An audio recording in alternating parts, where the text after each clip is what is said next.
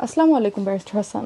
ওয়ালাইকুম আসসালাম। জি, আমরা জানতে পেরেছি যে ডিডব্লিউপি থেকে যারা পিআইপি পেমেন্ট পায় সেই পেমেন্টের অ্যাপ্লিকেশনেতে কিছু চেঞ্জ আসছে এবং পেমেন্টের অ্যামাউন্টটাও ইনক্রিজ হতে যাচ্ছে, সেই ব্যাপারে আপনার কি আপডেট আছে? এই ব্যাপারে যে আপডেটটা আমি পেয়েছি সেটা হচ্ছে যে পার্সোনাল ইন্ডিপেন্ডেন্ট ক্লেমেন্ট যারা আছে তারা নেক্সট মান্থ থেকে তাদের যে পেমেন্টটা আছে সেটা ইনক্রিজ, এটাই তারা দেখতে পাবে। এবং এটা নিয়ে আমি আগেও ভিডিও দিয়েছি, কিন্তু আবার এটা নতুন করে ভিডিও দিচ্ছি যে কী পরিমাণ মানি ইনক্রিজ হবে সেটাই আপনাদের সঙ্গে আপডেট দেবো।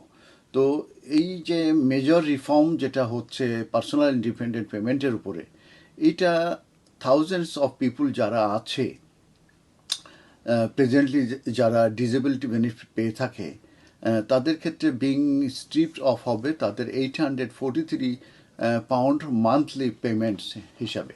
তো লেবার তারা কমিটেড এই যে ইলনেস এবং ইনক্যাপাসিটির যে বেনিফিট আছে এটা রিডিউস করার জন্য, এবং এটার অ্যামাউন্ট হচ্ছে 5 বিলিয়ন পাউন্ড। এবং এর ভিতরে ইনক্লুডিং আছে পিআইপি যে রিভিউ আছে, সেই ক্ষেত্রে দেখা যাবে যে পিআইপির যে অ্যাসেসমেন্ট আছে এটা মূলত পয়েন্ট বেস সিস্টেমে চলে যাচ্ছে, এবং এটা টাফার এলিজিবিলিটি ক্রাইটেরিয়া ইন্ট্রোডিউস করা হচ্ছে এই বছরের শেষ থেকে। তারপরও department for work and pension তারা পিআইপি যে পেমেন্ট আছে সেটাই তারা ইউজুয়ালি ইস্যু করে যাচ্ছে, এবং ফ্রম এপ্রিল যে মান্থলি অ্যামাউন্ট আছে এটা ইনক্রিজ হবে in accordings with the inflation, এবং এটা বাড়বে, রাইজিং হবে from 812 pound monthly to 834 pound 26 pence monthly, এবং reaching a total of 10,119 pound 20 pence annually যারা এই এই এই ক্লেম করছে, এবং যারা বোথ কম্পোনেন্টসে এই ম্যাক্সিমাম অ্যালাউন্স যারা পাচ্ছে এই পিআইপি, তাদের ক্ষেত্রে এই 10,119 পাউন্ড 20 pence মূলত ইনক্রিজ কিংবা টোটাল তারা পাবে। তো ডিডব্লিউপি তারা রোল আউট করছে এই ইনক্রিজের ব্যাপারে, এবং নেক্সট মান্থ থেকে এটা বুস্ট হবে, এবং সাম তাদেরকে দেয়া হবে যারা পিআইপি ক্লেমিং করছে। এবং এই রিফর্ম সিস্টেমটা যেটা ইনফোর্স হবে এই বছরের শেষ থেকে। তো এই যে এই কারেন্ট যে স্কিম আছে এটা ইন প্লেস থাকবে এবং কন্টিনিউ হবে to provide funds two claiming managing health condition.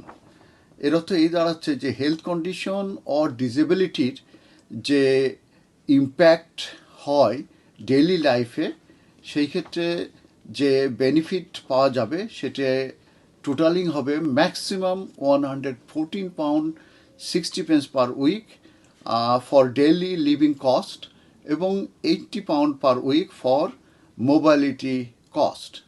R eligibility যে বেনিফিট এটা ডিপেন্ডস হবে অ্যাসেসমেন্টের উপরে। এর অর্থ এই দাঁড়াচ্ছে যে কোনো গ্যারান্টি নেই যে যে লিস্ট অফ কন্ডিশন যেগুলো আছে সেগুলো থাকলেই তারা অটোমেটিক্যালি পিআইপি পেমেন্ট পাবে। তারপরেও কিছু কিছু কন্ডিশন আছে যেগুলো কারণে হয়তোবা তাদের সাকসেসফুল হওয়ার সম্ভাবনা বেশি হবে।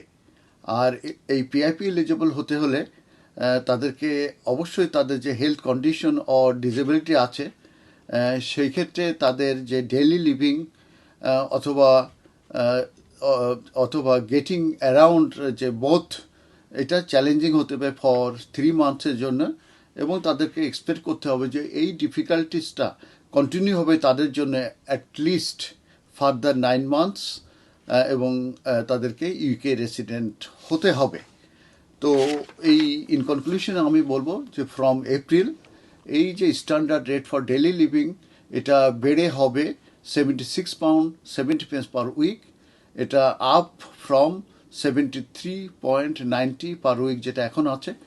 আর ইনহ্যান্স রেট যেটা ইনক্রিজ হবে 114 পাউন্ড 60 pence পার উইক, এটা আপ হবে ফ্রম 110.40 pence per week।